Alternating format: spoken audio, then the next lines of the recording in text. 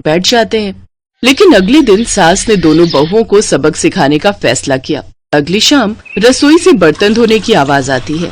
दीदी, अभी तो हम रसोई में गए भी नहीं, फिर ये बर्तन धोने की आवाज कहाँ से आ रही है? चलो देखते हैं।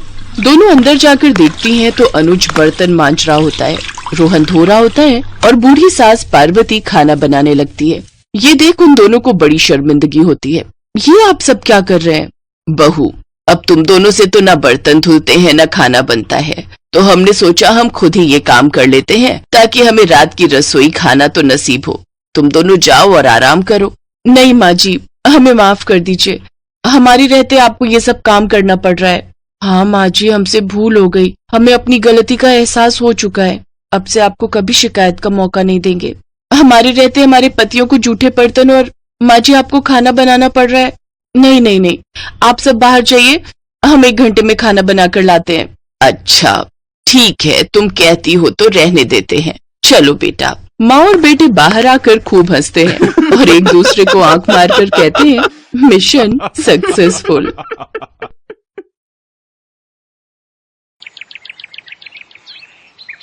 एक रोज शाम के वक्त हिना अपनी माँ के साथ बैठी हुई होती है।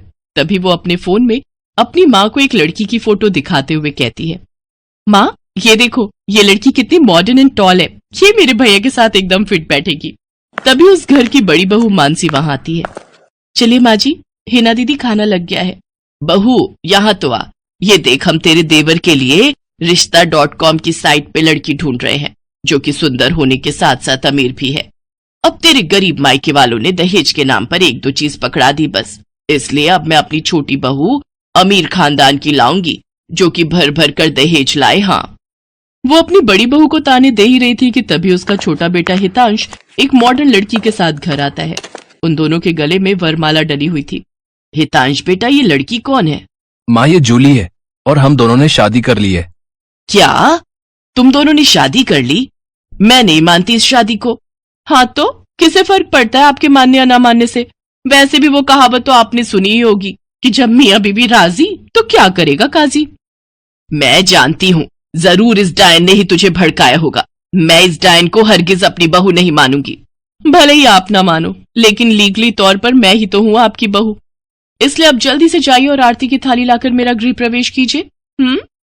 सास बेमन से अपनी नई बहू का स्वागत करती है। जूली हितांश के साथ अपने कमरे में चली जाती है।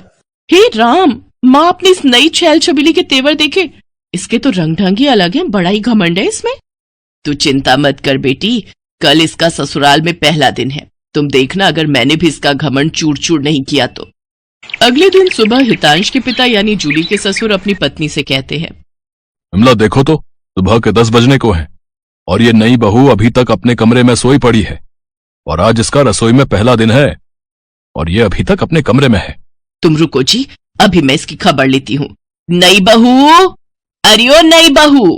कुछ देर बाद जूली वहां आती है। क्या बात है मम्मी जी, क्यों सुबह सुबह इस घर को मच्छी बाजार बनाकर रखा है? छोटी बहू, ये क्या तरीका है अपनी सास से बात करने का?